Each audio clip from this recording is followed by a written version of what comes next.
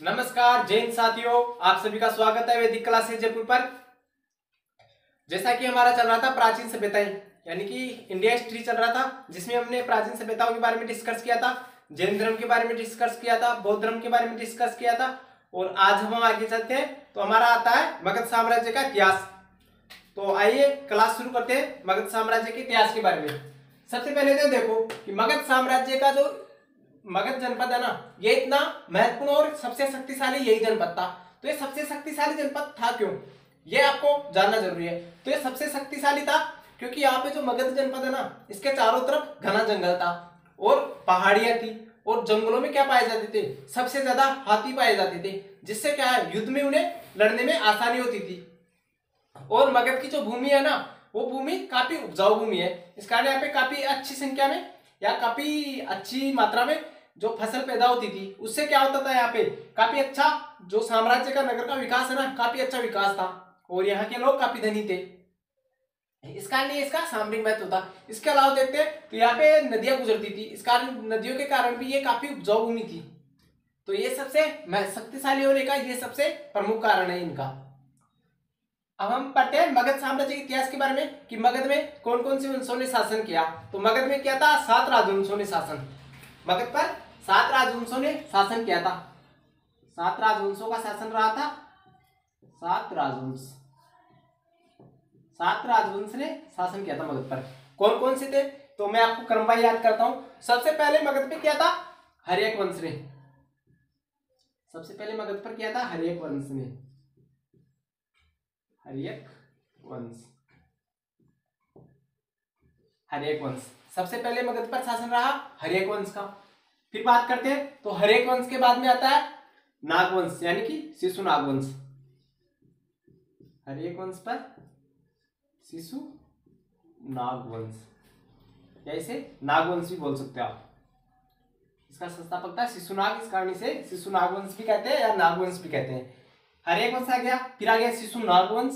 फिर इसके बाद में चलते हैं तो आएगा नंदवंश।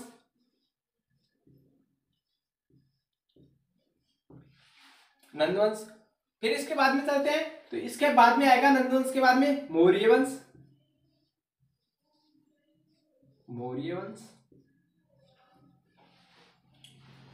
हर्यक वंश, शिशुनाग वंश, नंदवंश, मौर्य वंश। फिर इसके बाद में आएगा मौर्य वंश के बाद में आता है शुंग वंश।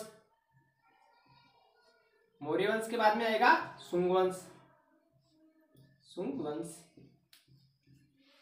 शुंग वंश के बाद में आएगा कण्व वंश। कण्व वंश, और इसके बाद में आता है सातवाहन वंश। सातवाहन वंश, ये इसके महत्वपूर्ण 7 राजवंश थे।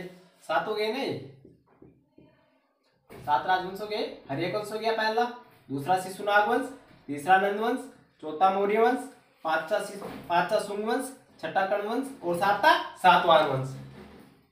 देखो कैसे याद रखोगे आप इन्हें, तो इन्हें याद रखने का सबसे आसान तरीका है, इन्हें याद रख लेना हसीन।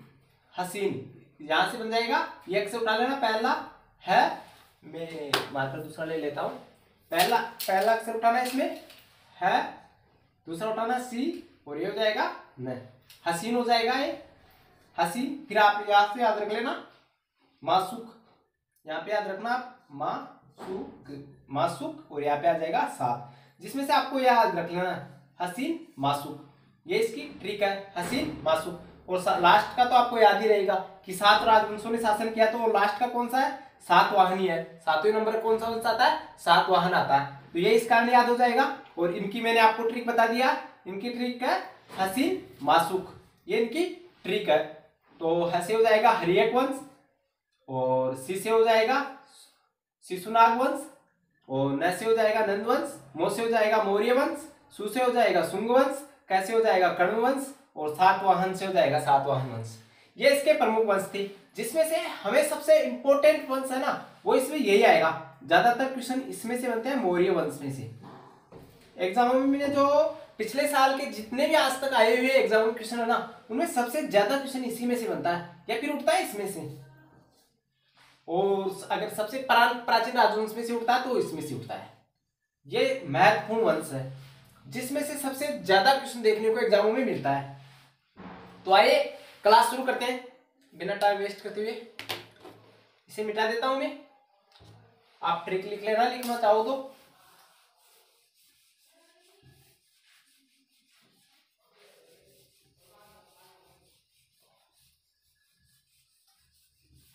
इसे मिटा देता हूं और अब इसके बाद में हम शुरू करते हैं मगध के वंशों की, यानी कि वंशावली होगी।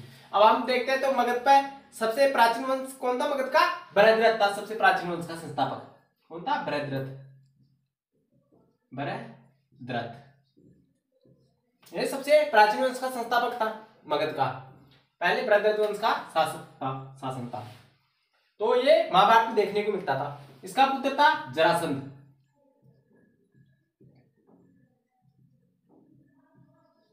आपने महाभारत देखी होगी तो उसमें भीम और जरासंध के बारे में वर्णन है ना, तो ये मिलता है जरासंध।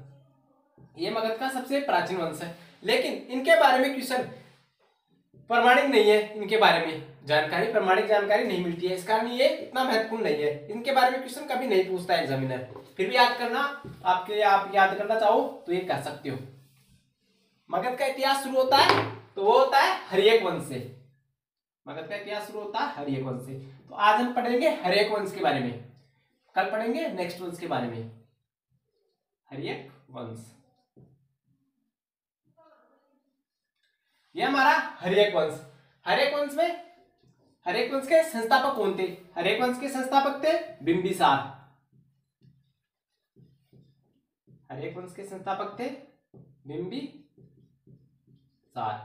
हर्यक वंश के संस्थापक थे बिंबिसार। बिंबिसार एक बहुत ही महत्वाकांक्षी शासक थे और अपने साम्राज्य की लगातार विस्तार करते रहते थे। तो बिंबिसार थे, इन्होंने बिंबिसार राजगद्दी पर कब बैठे? तो हर्यक वंश के संस्थापक बिंबिसार थे जिन्होंने 544 ईसा पूर्व में राजगद्दी पर बैठे थे। 544 ईसा पूर्व में, 544 ईसा पूर्व में ये राजगद्दी पर बैठे थे। ईसा पूर्व का मतलब आप समझते हो कि ईसा मसीह के जन्म के पहले 544 ईसा पूर्व में ये राजगद्दी पर बैठे थे बिंबिसार। बिंबिसार एक बहुत ही महत्वाकांक्षी शासक थे और ये बिंबिसार बौद्ध धर्म के अनुयायी थे। बिंदुसार क्या थे? बौद्ध धर्म के अनुयायी थे। ये थे बौद्ध धर्म के अनुसार, बौद्ध धर्म के अनुयायी थे। बौद्ध धर्म के अनुयायी थे।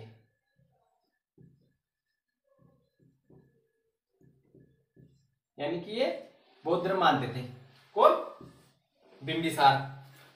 फिर बात करते हैं तो बिंबिसार के बारे में कि बिंबिसार है ना, ये प्रथम भारतीय राजा थे जिन्होंने प्रशासनिक व्यवस्था पर बल दिया था। ये क्वेश्चन काफी बार आ चुका कि भारत के प्रथम भारतीय राजा जिन्होंने सबसे पहले प्रशासनिक व्यवस्था पर बल दिया था, तो वे थे बिंबिसार। प्रथम भारतीय राजा जिन्होंने प्रशासनिक व्यवस्था पर बल दिया, तो ऐसे लिख लेना, प्रशासनिक व्यवस्था पर बल दिया। प्रशासनिक व्यवस्था पर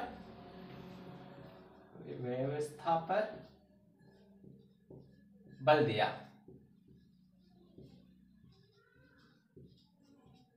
इन्होंने प्रशासनिक व्यवस्था पर बल दिया। प्रथम भारतीय राजा थे जिन्होंने प्रशासनिक व्यवस्था पर बल दिया। इसके अलावा बिंबिसार ने एक राजवेद था इनके दरबार में जिसका नाम था जीवक। ये महत्वपूर्ण क्वेश्चन है, काफी इंपोर्टेंट क्वेश्चन, ये आपको याद में रखना है कि राजवेद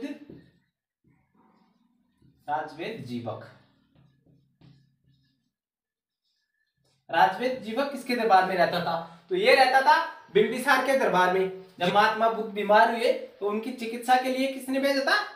बिंबिसार ने भेजा था राजवेद जीवक को, वहां पे भेजा था महात्मा बुद्ध की चिकित्सा के लिए। ये काफी इंपोर्टेंट क्वेश्चन है। इसके अलावा एक अवंती के राजा हैं। अवंती के राजा कौन थे? प्रद्योत। अवंती के राजा थे प्रद्योत।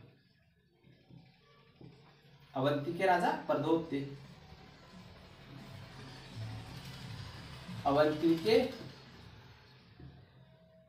राजा प्रद्योत, प्रद्योत ऐसे आएगा, प्रद्योत। अवंती के राजा प्रद्योत की अवंती के राजा प्रद्योत जब पांडु रोग से ग्रसित थे ना, ये पांडु रोग से, अवंती के राजा प्रद्योत जब पांडु रोग से ग्रसित थे, पांडु रोग से ग्रसित थे या पांडु रोग से बीमार थे, पांडु रोग से ग्रसित थे, उस समय क्या किया था, इन्होंने राजवेद जीवक को उसकी चिकित्सा के लिए भेजा था। अवंती के राजा प्रद्योत जब पांडु रोग से ग्रसित थे तब उनकी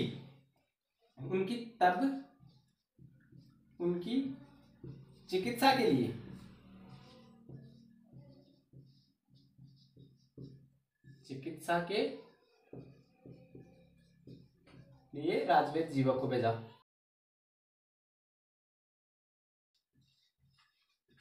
राजवेद जीवक को भेजा था। अवंती के राजा प्रद्योत जब पांडु रोग से ग्रसित थे तो उनकी चिकित्सा के लिए बिंबिसार ने राजवेद जीवक को भेजा था, और महात्मा बुद्ध की चिकित्सा के लिए भी इन्होंने राजवेद जीवक को भेजा था।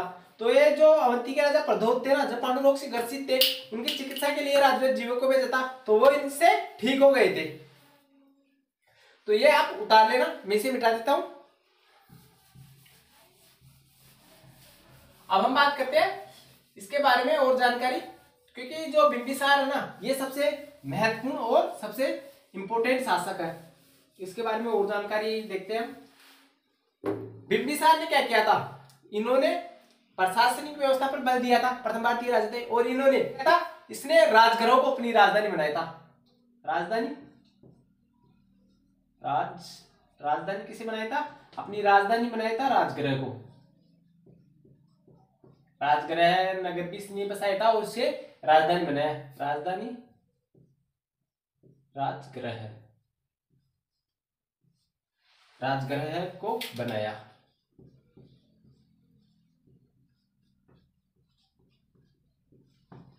इसने क्या किया था, बिंबिसार ने राजगृहों को अपनी राजधानी बनाया था, और इसने क्या किया था, वैवाहिक संबंधों से अपने साम्राज्य विस्तार किया था। वैवाहिक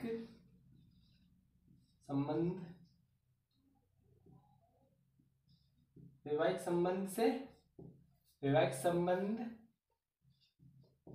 साम्राज्य विस्तार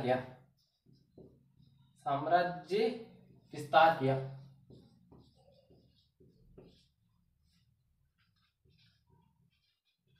तो इसने क्या किया, 3 विवाह याद रखना आपको। इसने पहला और सबसे महत्वपूर्ण विवाह किया था, तो वो पहला विवाह किया था कौशल के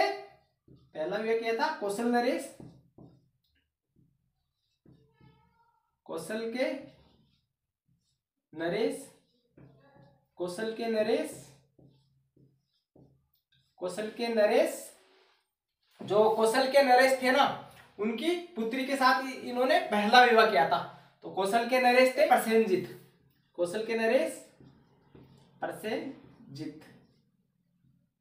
प्रसेनजित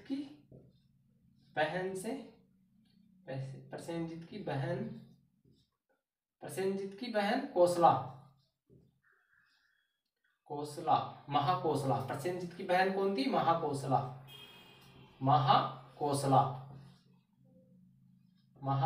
से इन्होंने विवाह किया। पहला विवाह किया था प्रसेनजित की बहन महाकोसला से, इन्होंने पहला विवाह किया था, महाकोसला से पहला विवाह किया, महाकोसला से विवाह किया।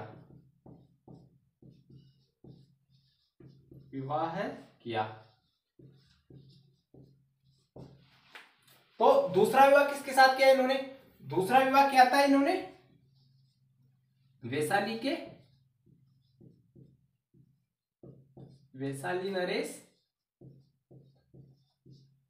नरेश चेटक की पुत्री, चेटक है वैशाली नरेश चेटक की पुत्री। क्या नाम था उस पुत्री का, चेलना। उस पुत्री का नाम था चेलना से किया। तो इन्होंने क्या किया, जो इनसे दहेज में जो राज्य मिलता था ना, उसे अपने साम्राज्य में मिला लेता था ये बिंबिसार। इस कारण इन्होंने वैवाहिक संबंधों से अपने साम्राज्य का विस्तार किया था। फिर इन्होंने एक और विवाह किया था, तो वो किया था इन्होंने मध्य देश, मध्य की राजकुमारी, मध्य की राजकुमारी या आधुनिक पंजाब है, जो पंजाब है ना, आधुनिक पंजाब, इसकी राजकुमारी, राजकुमारी का नाम याद रखना, राजकुमारी, क्योंकि काफी एग्जाम में पूछा गया है। राजकुमारी, मध्य प्रदेश की राजकुमारी सेमा, सेमा से किया, सेमा से किया था। और इन्होंने जो बिंबिसार है ना, इन्होंने मगध पर करीब 52 वर्षों तक शासन काल किया था। इनका शासनकाल मगध पर लगभग 52 वर्षों तक शासनकाल किया था इन्होंने, 52 वर्षों तक शासन काल रहा, 52 वर्षों तक शासनकाल रहा। और अंत में इन्होंने, इनका पुत्र था, किसका, बिंबिसार का पुत्र था अजातशत्रु, उसने इनकी हत्या कर दी थी बिंबिसार की। तो पुत्र अजातशत्रु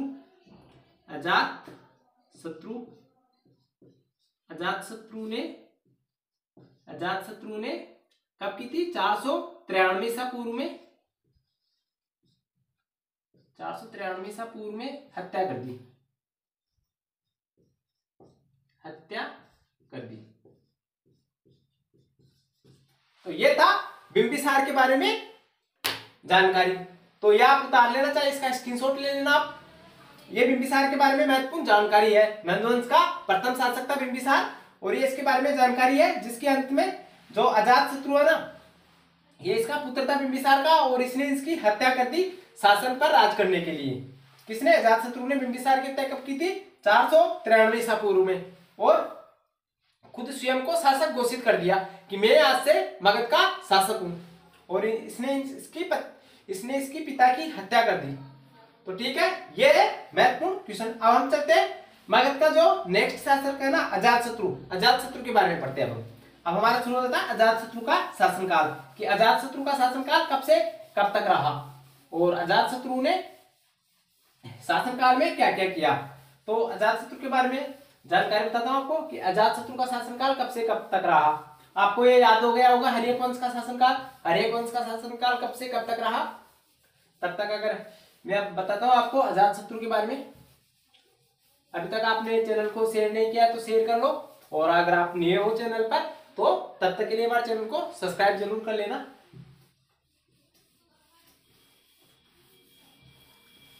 आपको जो हिस्ट्री का पूरा सिलेबस है ना, वो जो इंडिया हिस्ट्री में पूरा आपको यहीं पे पूरा टॉपिक वाइज मिल जाएगा। मैंने ज्योग्राफी के जितने भी वीडियो है ना, वो सारे जितने कम समय है ना, उन कम समय में आपको सारे वीडियो प्रोवाइड कराया है।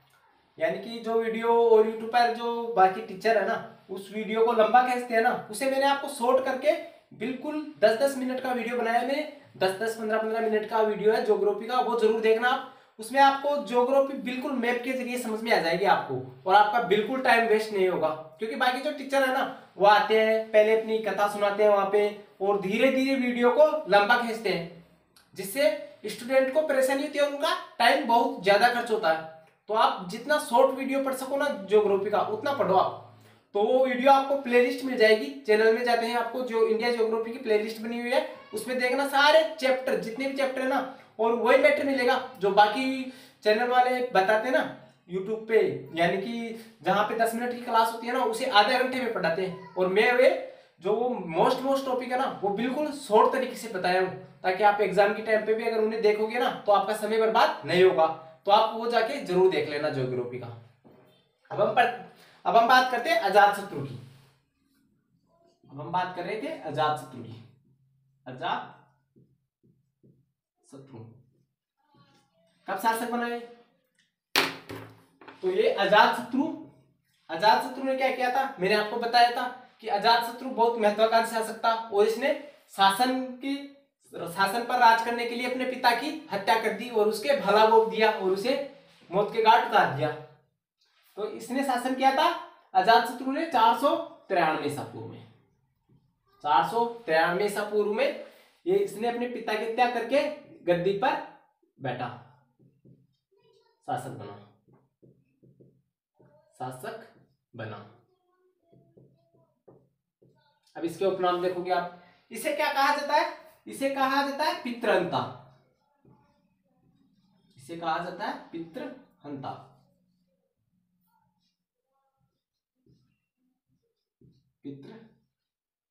पितृहंता, पितृहंता क्यों कहते हैं, क्योंकि इसने अपने पिता की हत्या कर दी थी शासन पर राज करने के लिए। इसके अलावा अजातशत्रु का उपनाम क्या है, तो अजातशत्रु का उपनाम है कुणिक। ये क्वेश्चन वेरी वेरी इंपॉर्टेंट है, काफी बार पूछा गया क्वेश्चन है। उपनाम क्या है इसका, इसका उपनाम है कुणिक। अजातशत्रु का उपनाम क्या है, कुणिक।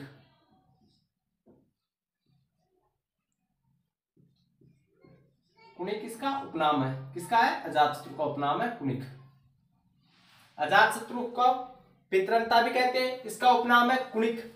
और अजातशत्रु कब शासक बना था, 493 ईसा पूर्व में अजातशत्रु शासक बना था। यह भी काफी महत्वपूर्ण शासक है। और इसका एक मंत्री है अजातशत्रु का, तो उस मंत्री का नाम है वरस्कार, वर्षकार या वरेस्कार कुछ भी बोल सकते हैं आप, उसका नाम है वर्षकार। और इसी की सहायता से इसने वैशाली पर विजय प्राप्त की थी। वर्षकार, इसने अपने वर्षकार मंत्री की सहायता से, मंत्री की सहायता से वैशाली पर विजय प्राप्त की, वैशाली पर विजय प्राप्त की, विजय प्राप्त की। तो इसने अपने मंत्री वर्षकार की सहायता से अजातशत्रु ने वैशाली पर विजय प्राप्त की थी। और ये क्या था, ये जैन धर्म का अनुयायी था।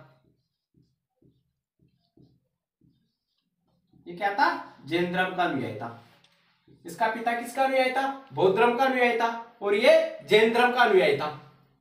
कौन, अजातशत्रु। इसके अलावा अजातशत्रु के बारे में आप और देखना चाहो तो ये भी काफी महत्वपूर्ण शासक था और काफी इंपोर्टेंट शासक था अजातशत्रु भी।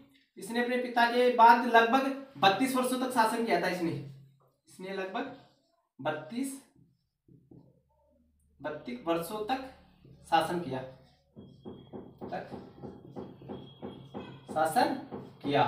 इसने लगभग 32 वर्षों तक शासन किया था। किसने, अजातशत्रु ने लगभग 32 वर्षों तक शासन किया था। तो इन्होंने क्या किया, 32 वर्षों तक शासनकाल रहा किसका, अजातशत्रु का। 32 वर्षों तक शासनकाल रहा अजातशत्रु का। इसके बाद अजातशत्रु की 432 वर्षों तक इसका शासनकाल रहा। और इसने क्या हुआ, 461 ईस्वी में, 461 ईसा पूर्व की बात है। ईसा पूर्व चलेगा, आपको पता है ईसा पूर्व का मतलब कि ईसा मसीह के जन्म से पहले 461 ईसा पूर्व में, 461 ईसा पूर्व में इसका पुत्र था किसका, अजातशत्रु का। क्योंकि अजातशत्रु ने अपने पिता की हत्या कर दी थी और शासन पर राज किया था। अजातशत्रु ने अपने पिता की हत्या की, किसकी, बिंबिसार की, और शासन पर खुद बैठ गया। फिर क्या हुआ, इसके बाद में बैठा अजातशत्रु। अजातशत्रु के पुत्र था कौन, अजातशत्रु का पुत्र था उदयन। 461 ईसा पूर्व में उदयन ने भी इसकी हत्या कर दी अजातशत्रु के, कि तुमने अपने दादा की हत्या की थी, मैं तुम्हारी हत्या करता हूं और मैं शासन पर बैठता हूं। तो 461 ईसा पूर्व में उदयन ने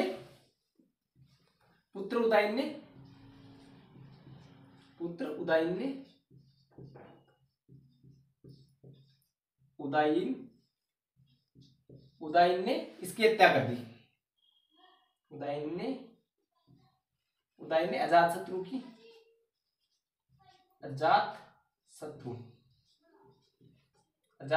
की हत्या कर दी। 461 ईसा पूर्व में पुत्र, अजातशत्रु के पुत्र कौन था, उदयन, जिसने अजातशत्रु की हत्या कर स्वयं शासक बन गया। अब हम पढ़ेंगे उदयन के बारे में। अब कौन बनता है शासक, 461 ईसा पूर्व में उदयन शासक बन जाता है। तो अब हम बात करते हैं उदयन की। इसे मिटा देता हूं मैं।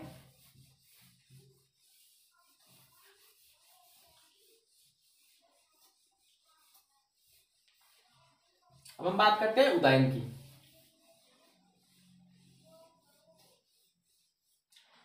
उदयन का शासक बना उदयन।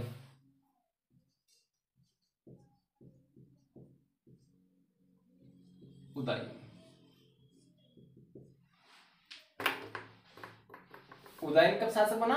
तो उदयन बना था 461 ईसा पूर्व में, ईसा पूर्व में शासक बना, शासक बना। कौन बना? उदयन बना। 461 ईसा पूर्व में शासक बना उदयन। फिर 461 ईसा पूर्व में उदयन शासक बना। इसने क्या क्या किया? उदयन भी एक काफी महत्वपूर्ण शासक था और काफी शक्तिशाली शासक था। इसने अपने शासनकाल में सबसे इंपॉर्टेंट काम एक किया था, क्या? कि इसने राजधानी, इसने क्या काम किया? राजधानी, राजधानी को, जो पहले राजधानी किसे बनाया था? राजगृह को बनाया था। तो इसने राजगृह को किसने बनाया था? बिंबिसार ने। तो इसने राजगृह से बदलकर पाटलिपुत्र को राजधानी बनाया था। किसने? बिंबिसार ने। उदयन ने पाटलिपुत्र से बदलकर, वो उदयन ने क्या किया? राजगृह से बदलकर पाटलिपुत्र को राजधानी बनाया। राजधानी को राजगृह, राजगृह से बदलकर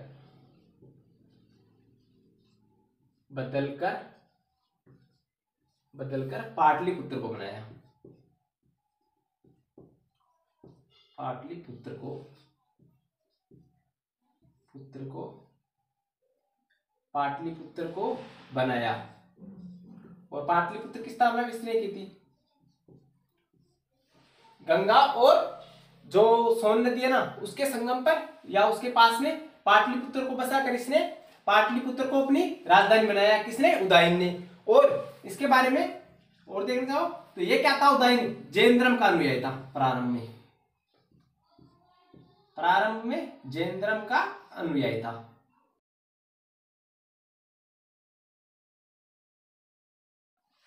ये क्या था? जैन धर्म का अनुयायी था। कौन? उदयन जैन धर्म का अनुयायी था। फिर क्या होता है? जैन धर्म, उदयन था। उदयन काफी चतुर शासक था। इसने क्या किया? उदयन ने अपने पुत्र को पहले ही समझा दिया कि पुत्र मेरी हत्या मत करना, मैं तुझे शासक बना दूंगा। तो इसने अपने शासनकाल में ही इसकी पुत्र जो उदयन है ना, इसकी हत्या इसके पुत्र ने नहीं की थी, उदयन ने। लेकिन इसके बाद में फिर शासक बनता है नागदशक। इसके बाद में शासक कौन बनता है? नागदशक बनता है। इसके बाद में शासक बनता है नागदशक। उदयन हो गया। उदयन के हत्या के बाद उदयन मर जाता है। उदयन के बाद में शासक बनता है नागदशक। नागदशक इसका पुत्र कौन होता है? उदयन के बाद शासक। उदयन के बारे में ज्यादा जानकारी नहीं है, इतनी है। इसके बाद में बनता है नागदशक शासक। उदयन के बाद में कौन बनता है? नागदशक शासक। इसे मिटा देता हूं।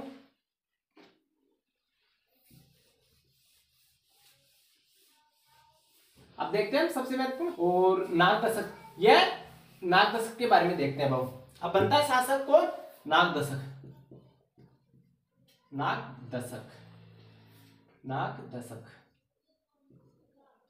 नागदशक शासक बनता है। कौन बनेगा अब शासक? नागदशक। ये इतना महत्वपूर्ण शासक नहीं है नागदशक। यह एक अयोग्य शासक है।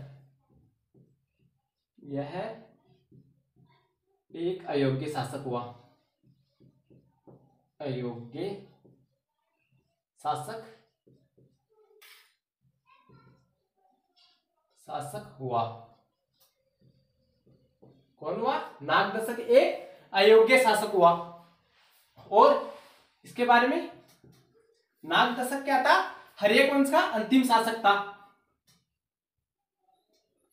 तो यह हर्यक वंश का अंतिम शासक था। हर्यक वंश का अंतिम शासक था। नागदशक क्या था? हर्यक वंश का अंतिम शासक था। और इसका मंत्री था नागदशक का, जिसे हम अमात्य भी बोलते हैं। तो नागदशक का कौन था? मंत्री था शिशुनाग। इसके अमात्य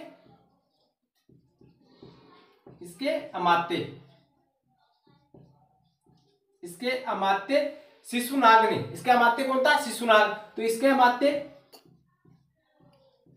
शिशुनाग ने कब की बात है? 412 ईसा पूर्व की। इसके अमात्य शिशुनाग ने 412 ईसा पूर्व में, 412 ईसा पूर्व में इसकी हत्या कर दी, इसकी हत्या कर दी और स्वयं को क्या बना दिया, स्वयं को शासक घोषित कर दिया इसकी हत्या कर, और स्वयं को शासक बना दिया कि आज से मैं शासक हूं। और मगध पर क्या हुआ, एक नए वंश का स्थापना हुई। तो मगध पर नागवंश का शासक आ जाता है शिशुनाग। मगध का अंतिम शासक पूछे हर्यक वंश का, तो हर्यक वंश का अंतिम शासक था ये नागदशक, हर्यक वंश का अंतिम शासक था। हर्यक वंश की स्थापना किसने की थी, बिंबिसार ने, और हर्यक वंश का अंतिम शासक कौन था, नागदशक था।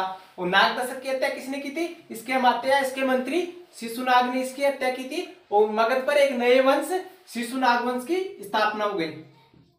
मगध पर फिर हुआ शिशुनाग वंश का स्थापना, मगध पर फिर शिशुनाग वंश की स्थापना हुई, वंश की स्थापना हो गई। तो ये था मगध का महत्वपूर्ण जो हर्यक वंश था ना, इसके बारे में महत्वपूर्ण फैक्ट थे। आज मैंने पढ़ाया आपको हर्यक वंश के बारे में, इसका आप ऐसे के ऐसे नोट्स बनाना और इसको एक बार रिवाइज कर लेना। ये आपको इसमें ज्यादा फैक्ट याद रखना नहीं है, आपको बस मैंने बताया ना इतने फैक्ट याद रखने हैं, क्योंकि मैंने आज तक जितने भी एग्जामों में क्वेश्चन आए हुए हैं ना, उनमें से उठा के देखा है, इनसे बाहर कोई क्वेश्चन नहीं जाता है हर्यक वंश के बारे में। अगर आप जितना डीपली में पढ़ोगे ना, तो वो आपके कुछ काम का नहीं रहेगा और आपको याद भी नहीं होगा। जो मैंने आपको बताया ना, ऐसे कैसे आपको क्रम वाइज जितने भी वंश है ना, तो मगध के जितने वंश है ना, ऐसे क्रम वाइज याद करना है। तो हम कल पढ़ेंगे मगध पर शिशुनाग वंश के बारे में। तो आज के लिए इतना ही था। तो आज के लिए हमने देखा कि मगध साम्राज्य के इतिहास में आज हमने देखा था हर्यक वंश के बारे में। अब हम कल पढ़ेंगे शिशुनाग वंश के बारे में। ठीक है फ्रेंड, तब तक के लिए हमारे चैनल को लाइक कीजिए, सब्सक्राइब कीजिए और ज्यादा से ज्यादा शेयर कीजिए। ठीक है, धन्यवाद।